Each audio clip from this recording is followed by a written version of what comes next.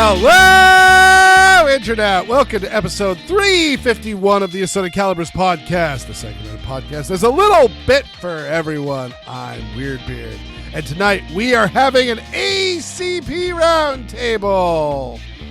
So yeah, it is actually just me and the Dodd. Hello, Dodd. We are Dodd. That would be David. Hello. And Oddball. Oh, you know, we managed to get here eventually. Yes, Erin is I think still in traffic as we are recording, and we are getting off to a late start, and so and our heart goes out to Miss Erin. Yeah, and just like it was one of those Erins, is like I don't want to do it. So it's like it's totally fine, totally understandable. So yeah, but yeah, it sounded like I was tempted to say, hey, let's just not do it this week. But you guys are just back from LibertyCon, and you were with Erin out there, and evidently you got some stories, and there's a couple of news stories for us to cover. So yeah, thought we'd have a roundtable. Okay. And yeah, and all I've got is this is the first week, the first full week of my daughter not having school. So it's just one of those like, yeah, yep. We had a good day. We had a good day today, but she doesn't do great with transitions. You know what? Neither does Daddy. So yeah. Who wants to start with LibertyCon? Go ahead, David. I don't think I saw nearly as much of it as Oddball did, because I spent most of the weekend working, because I'm a quote-unquote attending pro, which still sounds weird to say out loud. You are a published author? I are. And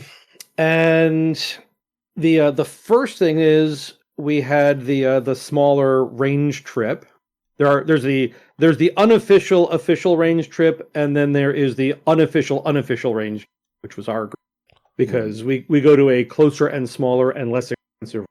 And a good time was had by all. I did bring my my meme 3D printed 9mm AR pistol.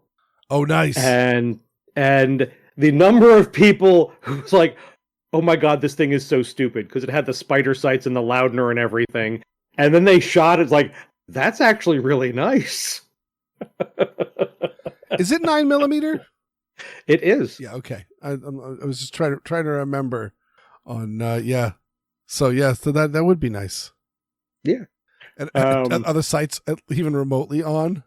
I'm still making some refinements. I think I've got the windage right, more or less. I had to heat and bend the rear spindle. Mm-hmm.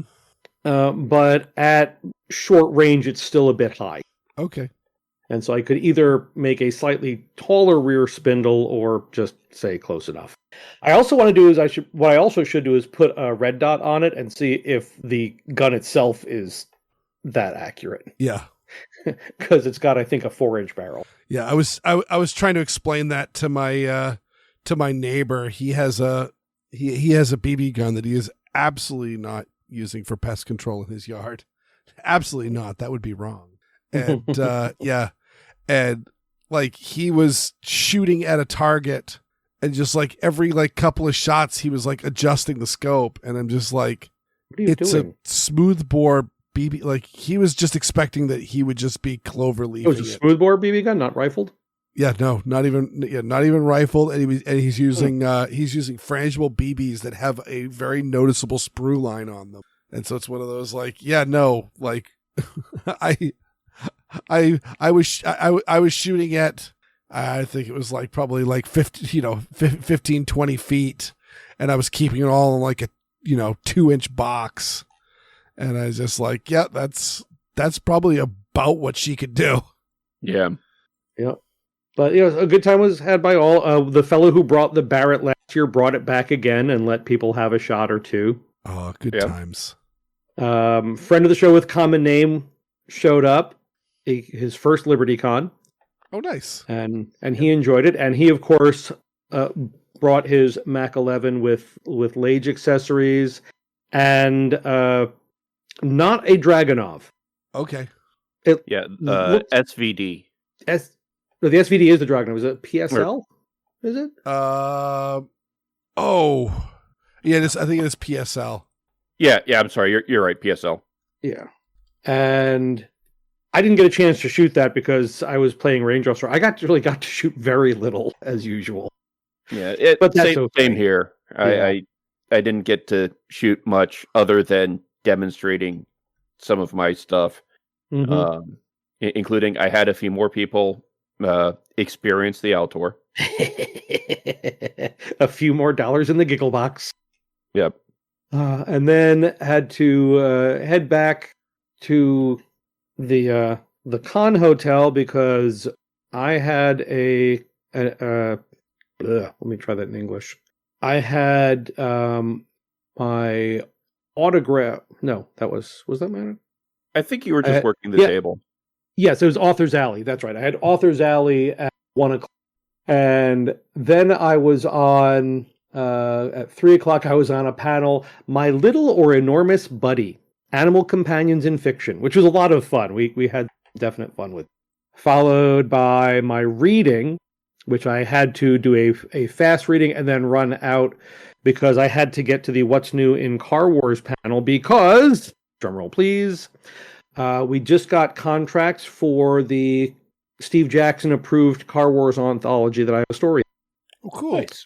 Yeah. This is probably at least, if not more exciting than the notification that my first story was being published because Steve Jackson is rightfully so very protective of his IP. Mm-hmm. So he had to approve every story, including mine. So that's just very cool.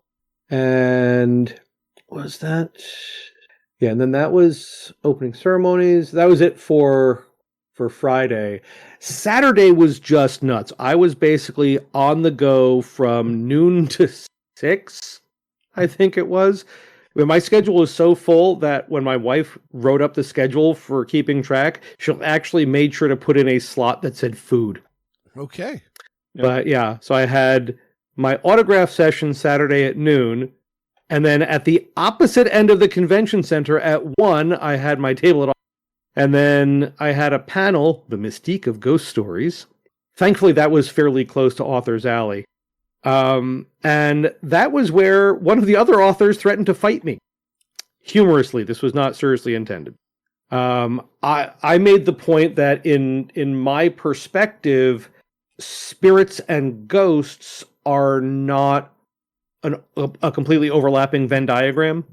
Okay. So in my book, a ghost is generally a human, or at least a once living creature that has not passed on. Whereas a spirit is like a nature spirit, for example, is some type of almost elemental. And say this, and she looks over at me and she says, "I'll fight you on that."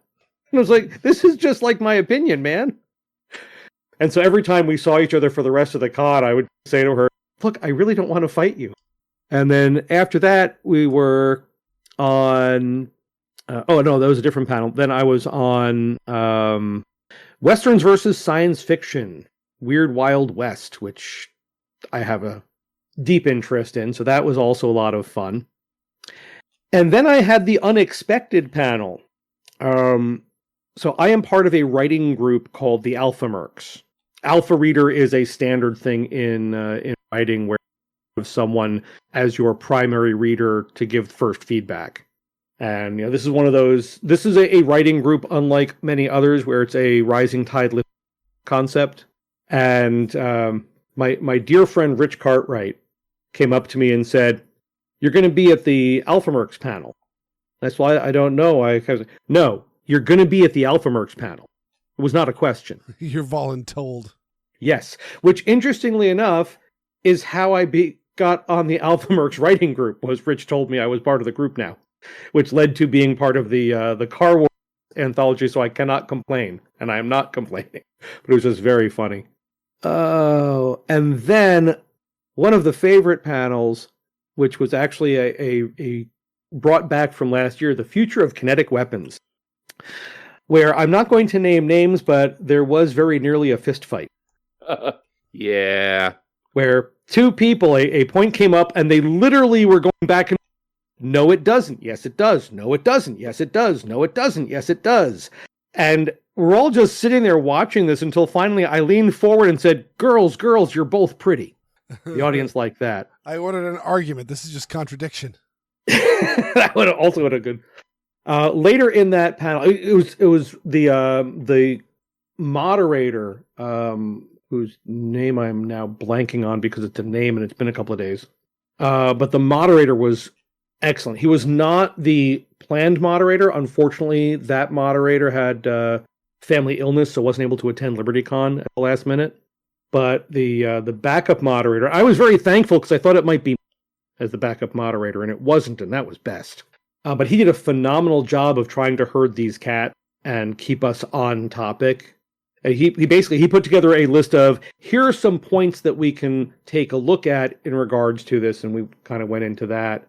And at one point, there was a question from the audience about, with some of the projectiles and projectile designs and so forth, if we thought that might run afoul of parts of the Hague Convention. And I said, are you asking from an American or Canadian perspective? That's exactly where my mind was going. Yep. And I knew that almost everybody in the audience was a fan of Habitual, because that disrupted things for a bit. That was good.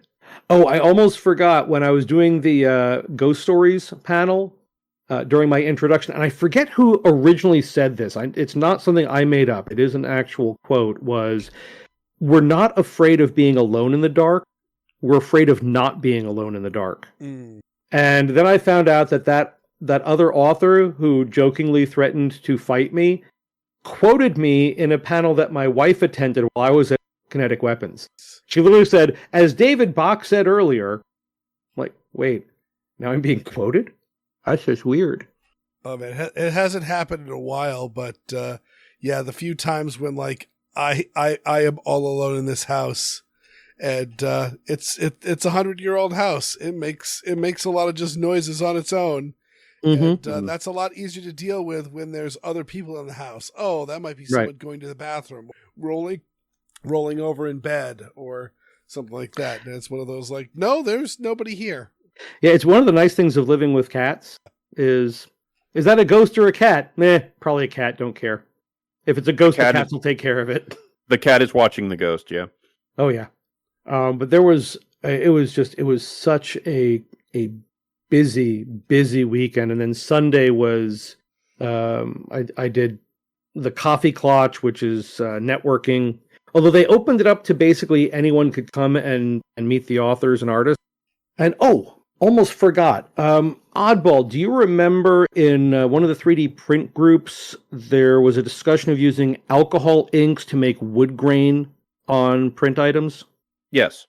I attended a painting with alcohol inks panel. Okay. Where we actually got to do hands-on. Because, it's like, the inks themselves is like $12 for a set of 3 shades of brown. Not a problem. Not an issue at all. But I was curious as to how difficult were they to work with, and the answer is both less and more challenging than I expected.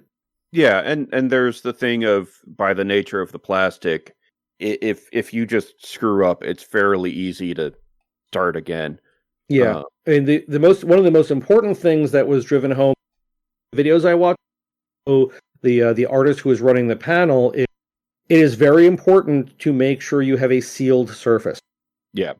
And she demonstrated that by having a piece of scrap wood and putting a drop of ink. And now, honestly, I thought it was really cool the way it followed the veins and divisions in the wood, but you can't really do anything precise on that material. So that reinforced that definitely.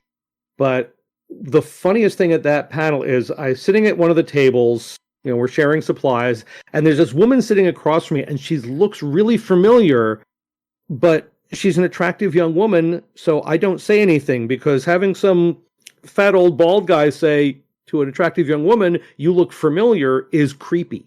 I'm not going there.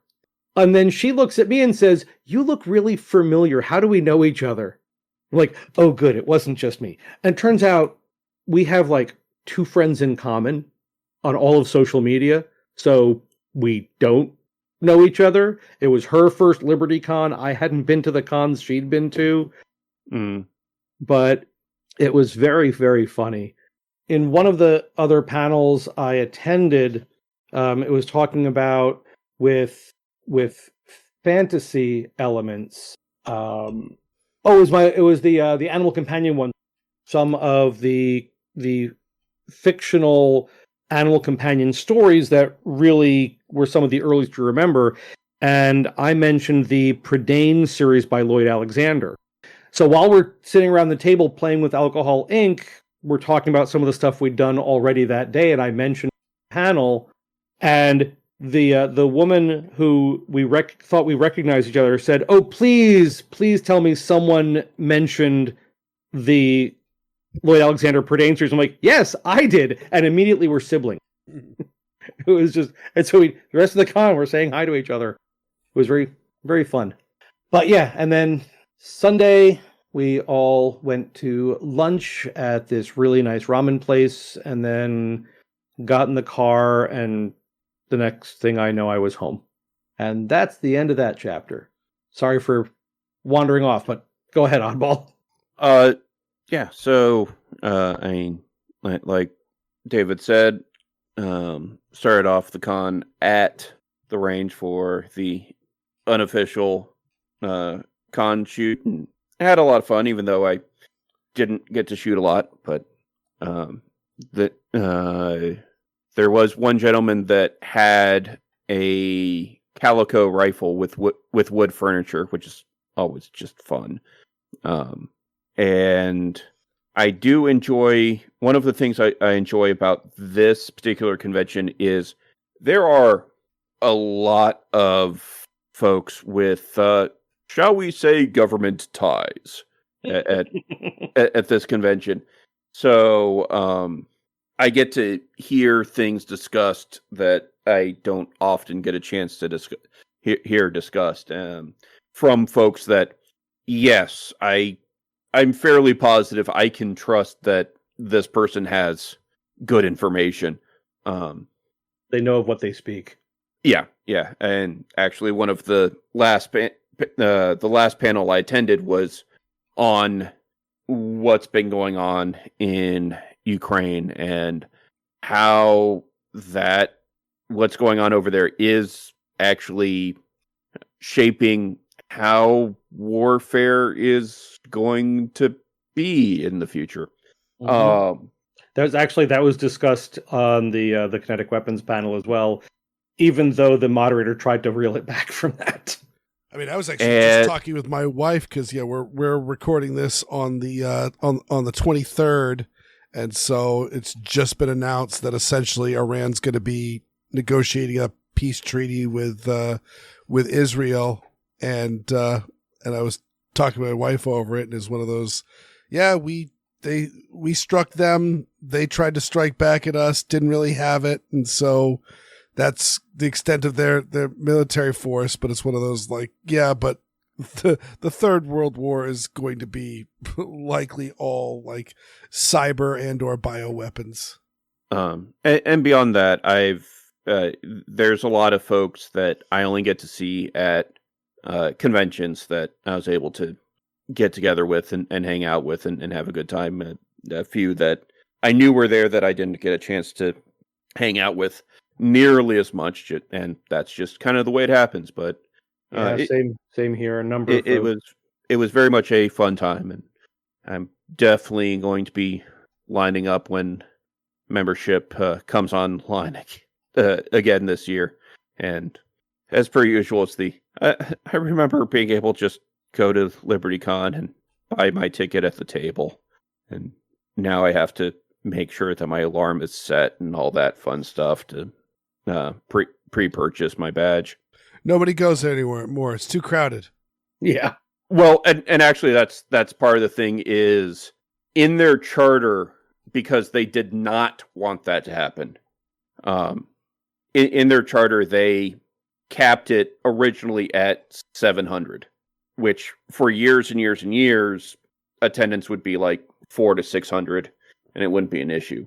And then in the past few years, they were hitting 700 real fast, and now they actually changed the charter to 1,000, and they still sold out. What was it this year in like 2 hours? A little bit longer than that. The record was 37 minutes. Yes. From opening the memberships to sell out. But this year it was like 3-something hours. And to clarify, that cap includes the staff and guests of the con. Yes. The staff gets access to the memberships a week ahead of the general populace. Yes. And former guests of honor don't have to buy a membership. But that's a fairly small group as well. Oh.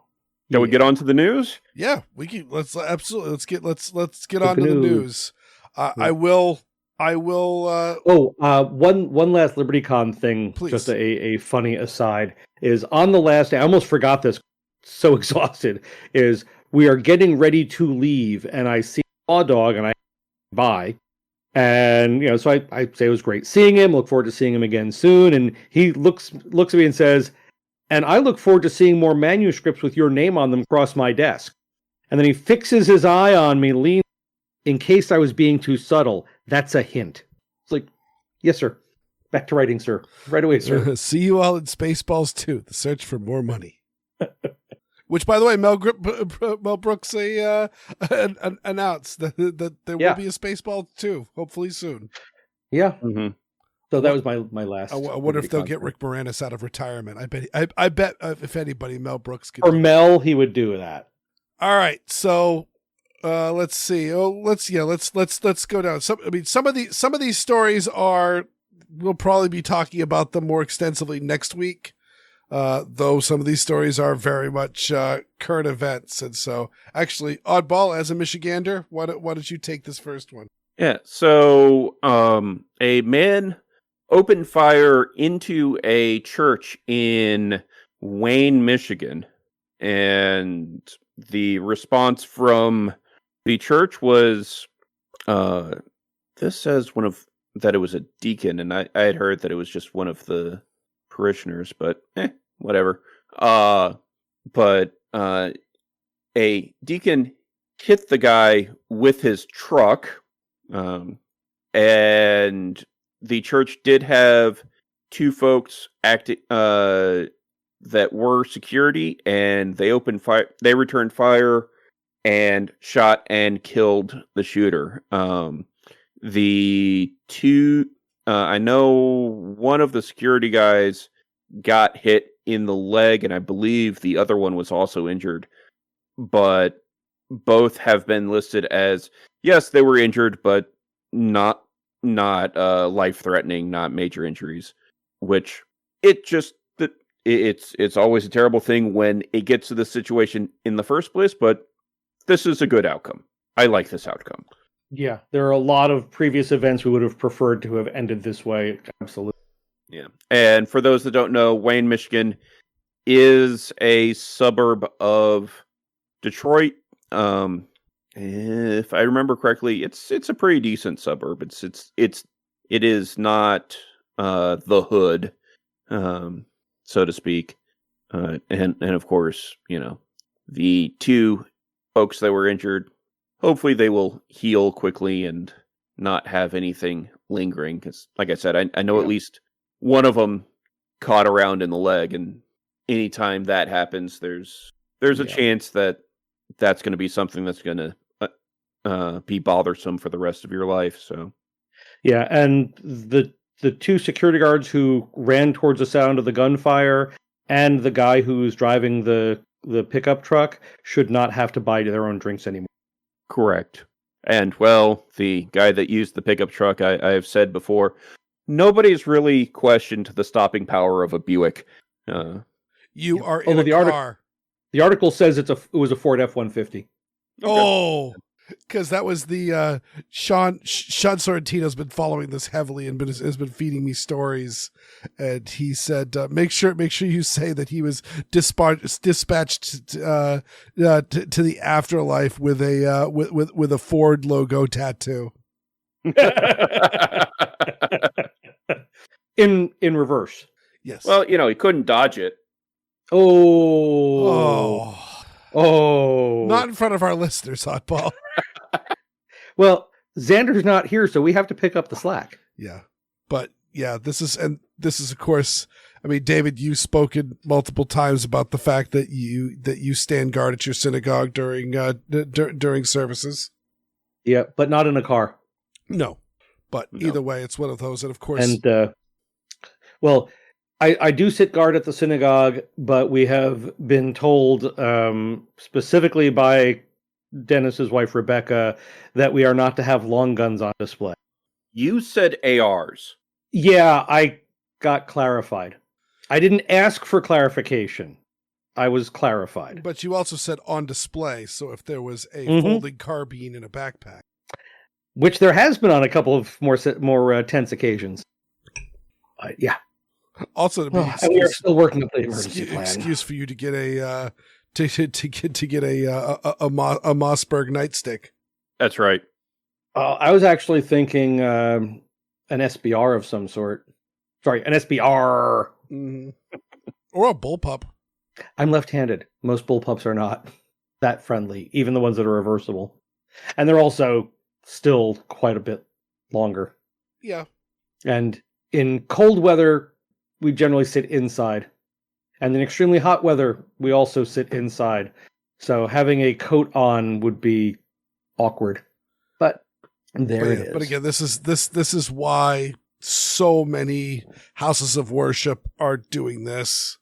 Mm-hmm. And it's one of those and I've definitely seen some people say, "Oh, why is this even? This shouldn't even be necessary." And the bottom line is, they're right. It shouldn't be necessary, but people suck. Yeah, it shouldn't be necessary, and for the most part, it isn't necessary. But again, in the off chance that your church, I mean, the number of churches and synagogues and mosques and anything that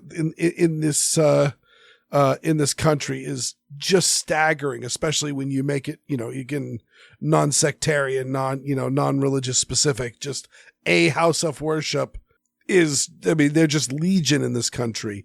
And then on top of, and then added it. So it's one of those, these attacks are rare, but boy, that doesn't matter if it's happening to you. Mm-hmm. Yep. So same thing with a school shooting. Mm-hmm. Or any other mass shooting. Absolutely. They are vanishingly rare unless you happen to be at one. And I think I already know the answer, Oddball, since it seems like most of the states that have this are southern states, but there is there's no law in Michigan about carrying in a house of worship. I don't think so. I don't know exactly, but I don't believe so. And of course there's the whole thing of unfortunately, Michigan has had a lot of anti-gun laws passed recently. Not as bad as some places, but overall, it's not. That's not one of them. Not to my knowledge, but I don't live up there, and when I do go, when I have gone up there, I haven't really gone to places of worship. So, All right. Well, let's move on. So this one's, I'd say this is pretty much a done deal. Yeah, this is a done deal, isn't it? No. No? No. Well, sort of. Okay, well, okay, Mr. I'm not a lawyer, but you have to explain that. Yeah. Okay. Congratulations, Oddball. I was gonna take this one, but congratulations. I'm gonna announce it and then leave it on to you. As the Fifth Circuit withdraws flawed suppressor decision in a firearms policy coalition backed challenge to the NFA. And I just looked it up, and yes, the a State of Michigan, one of the prohibited premises, according to the Michigan State Police website, is a property or facility owned or operated by a church, synagogue, mosque, temple, or other place of worship, unless the presiding official or officials allow concealed weapons. Okay, so you need to have the express permission from the... Yeah. So the Fifth Circuit withdraws flawed suppressor decision. That's not an entirely correct statement. Okay. Sorry, that can be a misleading statement. This was the Fifth Circuit was trying to deal with whether restrictions on owning suppressors was constitutional or not, and they said, "Yep, no, you can ban suppressors all you want. That's fine because a suppressor is a tube. It's not a firearm in of itself." And put out I believe it was a 3-page. Not sure. It was the it was the 3-judge panel. It wasn't en banc. It was just the 3-page the 3-judge panel at that point. So withdraw their decision. Is that they're sending it back to a lower court, or I don't understand. They have withdrawn the decision, but not the judgment. Those were all words. How's that work? So I thought the decision was the judgment, or vice versa. So they've withdrawn the pages of text that declare what their judgment is. So it is believed that they're probably going to rewrite the decision and reissue it. But what probably happened is that even those judges went, "Oh crap, yeah, lots of people are poking massive holes in our decision. So let's take that back and rewrite it." But from what I understand, the judgment as of time of recording still holds. Does that make sense? So I'm probably going to use very imprecise phrasing here, but I'm just trying to get a handle on how I interpreted all those words. Is they still decided what they decided, but they're changing the text to back it up? Correct. Hey, I understood a thing. Correct. They've decided that the arguments that they used in the decision were wrong, but the conclusion was not was still correct. So it means you can start 3D printing suppressors at your own home. You can take this as legal advice. In the Fifth Circuit only. And no, you can't. No, you can't. No. So like I said, it's not a done deal, and while yes, they've withdrawn the decision is accurate, it's also misleading. Mm-hmm. Yeah. So that. Oh, okay. I just looked in more detail. So this was one where they said firearm accessories are not protected by the Second Amendment. That was right. Okay. Right. When there have been cases at multiple levels, including where it's made it clear that no, the precedent is that no, accessories are part of the device, and therefore, so yeah, always. And fun. when it comes to suppressors specifically, federal law says they are firearms or treated as firearms. Correct. That's in the NFA. Yeah, they are at the time of recording. Yes.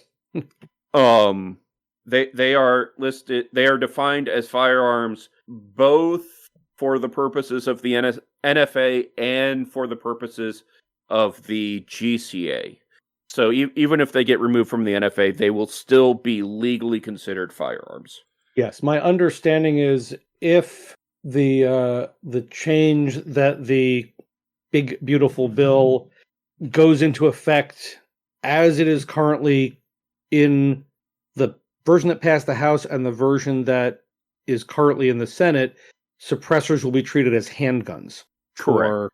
For background check and such purposes. Correct. Which also means that for folks like Matt of Geeks, Gadgets, and Guns, who, his the closest gun shop to him is just over the state line. Well, he still can't buy a silencer over there. He'll have to make the trip to the next town over.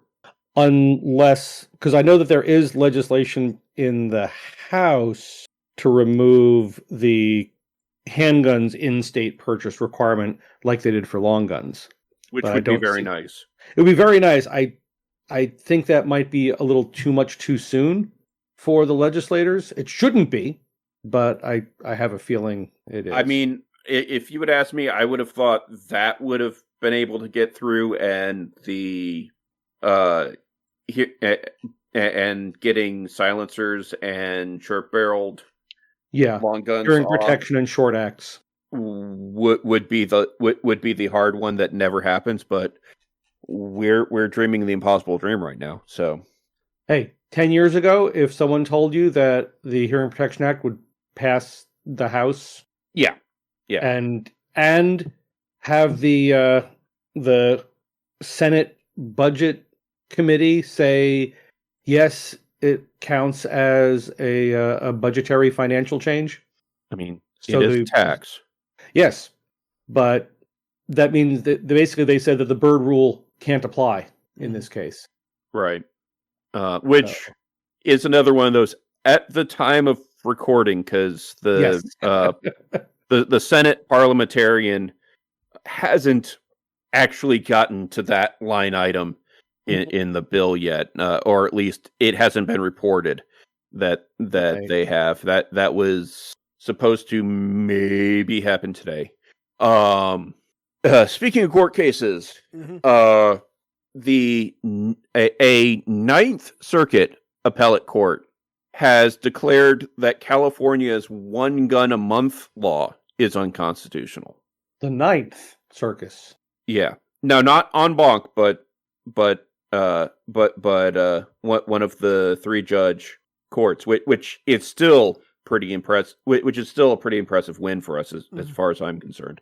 And this is, it's one of those things of anyone looking vaguely rationally at things. Yeah, the saying, oh yeah, the Second Amendment is still intact as long as you're allowed to buy X number of, as long as you can do it X number of times per given time frame. So, no, there shouldn't be any restriction on. I should be able to buy one. I should be able to buy 50 in a month. Well, also the big one goes on is I remember Jay Grazio made a great line when Massachusetts had presented a bill for it, and he just said, if you pass one gun a month here in Massachusetts, I am going to buy one gun every month. I'm going to buy 12 guns a year every single year. And one of the funnier responses to a state talking about passing one gun a month was said, I can't afford that. I'm only buying one month, which is actually just a more humorous version of what Jay said. You cut out at the punchline. Yeah. Oh, sorry. Was I can't afford that. I can only afford one every 2 or 3 months now. Mm-hmm. Yeah, no, I was actually my nephew was over this weekend, and when our significant others were talking about things that weren't just, I'm like, come on, let's go down to the armory, and I showed him the Red Hawk Alaskan, and he's just like, oh man, yeah, you sent me a picture when you bought this, and he goes, so did you get anything else? And I'm like, no, I haven't bought anything since this one. Well, and it's also one of those things that they got too greedy with one a month. If they had said you're not allowed to buy more than 20 a month or 10 a month, it would be a lot harder for folks to get get behind a case against that. Right. But one a month, I've bought more than one gun in a day. Oh yeah, me too. Yeah, as have you, and I believe David has as well. And I went to a live auction and I purchased 4 handguns. Yeah, but and anybody that has a firearms collection, there's a pretty good chance that they've bought more than one gun a month or have wanted to.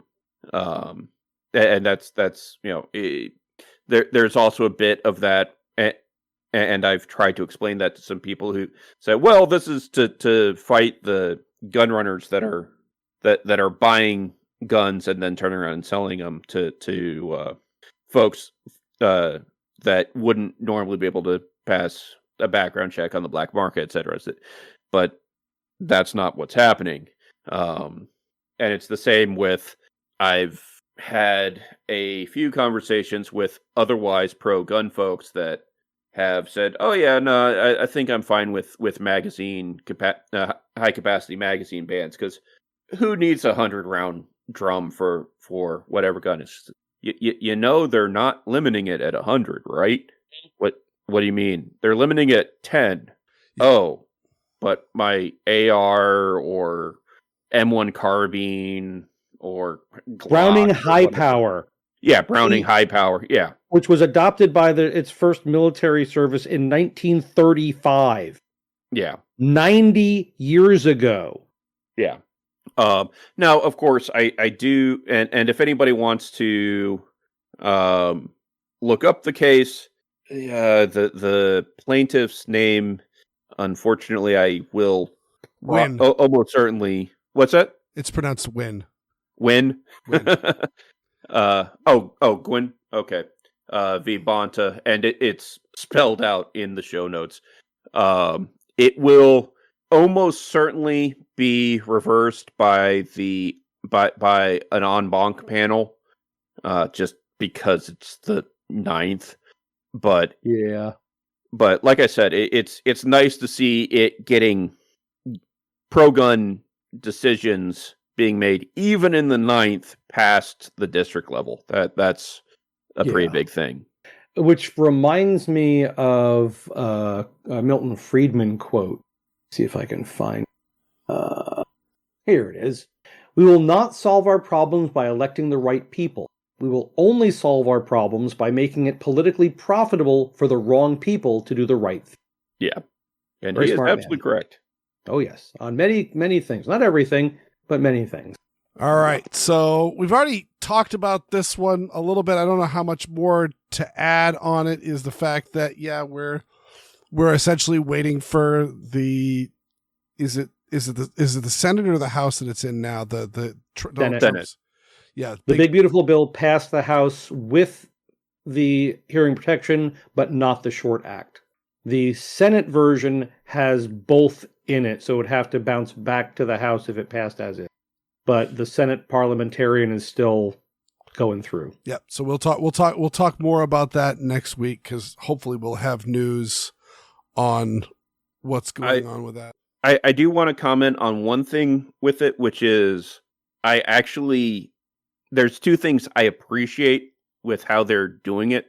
One, they're doing it actually eloquently, in that the way the NFA is written, it's for the purpose of this section of law, this is the definition of firearm, and it has short-barreled rifle, short-barreled shotgun, machine guns, silencers, any other weapon, and destructive device, and then just uses firearm in the rest of the NFA.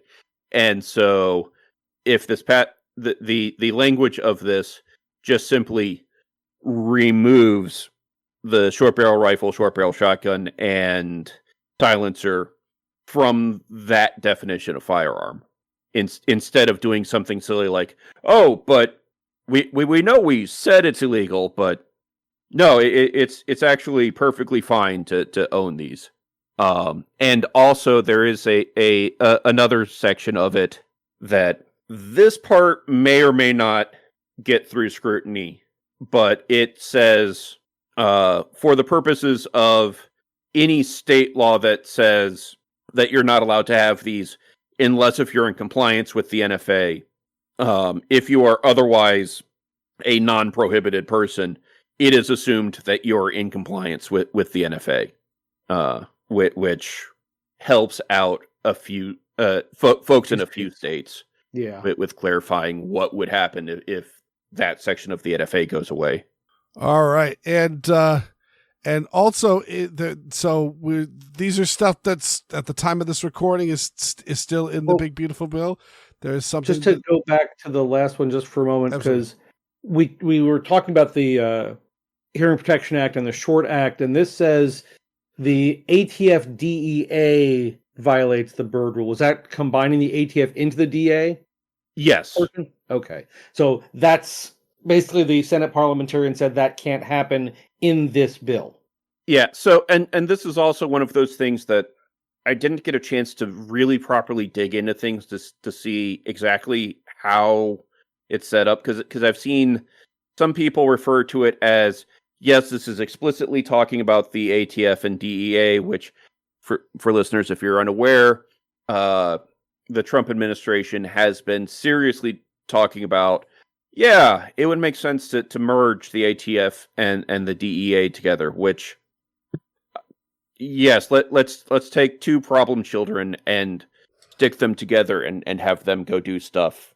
And it was one of those, it would be doubling the size of the agency, but tripling the budget. Yeah. And having the oversight. And so I've seen people state that this section of the bill would explicitly do that, and I've seen others where it was simply granting the office of the president the ability to defund, get rid of entire agencies, merge them, et cetera, et cetera. And either way, the Senate parliamentarian said, yeah, that's not a budgetary thing. That needs to be something exclusively or explicitly dealt with by Congress, which is absolutely the correct move. Whether you agree with that idea or not, this is not a budgetary thing. Mm-hmm. Yep. What is a budgetary thing is apparently it's been announced. Our listeners. Oh, sorry. Well, the members of Patreon. No, the apparently the ATF has announced that it looks like it's going to be laying off over 500 employees. Oh, please, not the ones who are processing the Form 4s.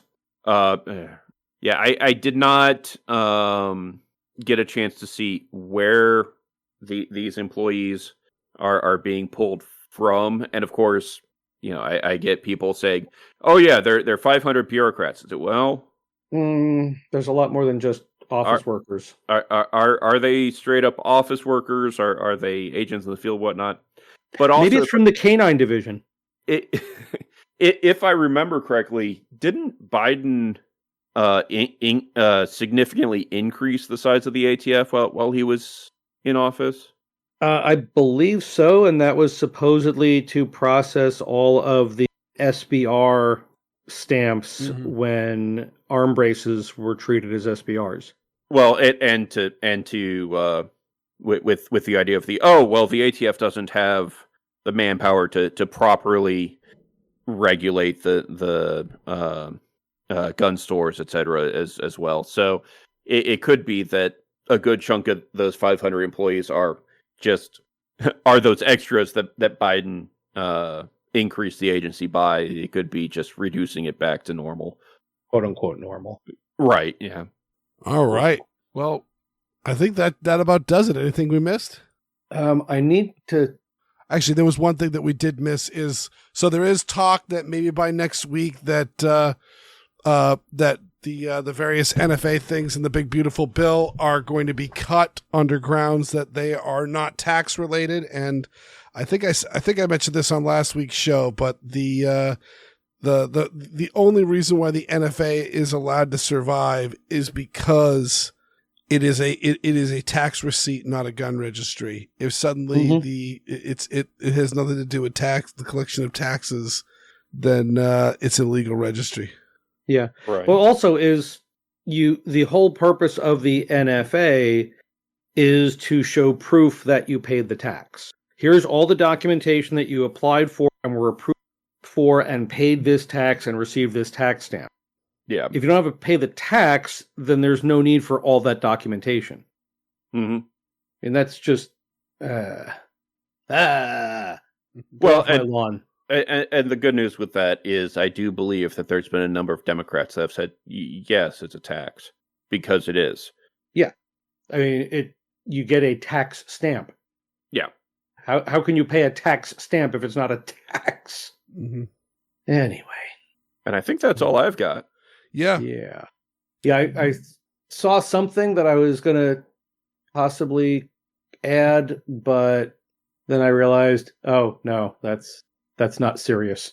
Well, you know who's not taxing? Our listeners. There you go. We like to thank each and every one of you for tuning into this fine ACP roundtable.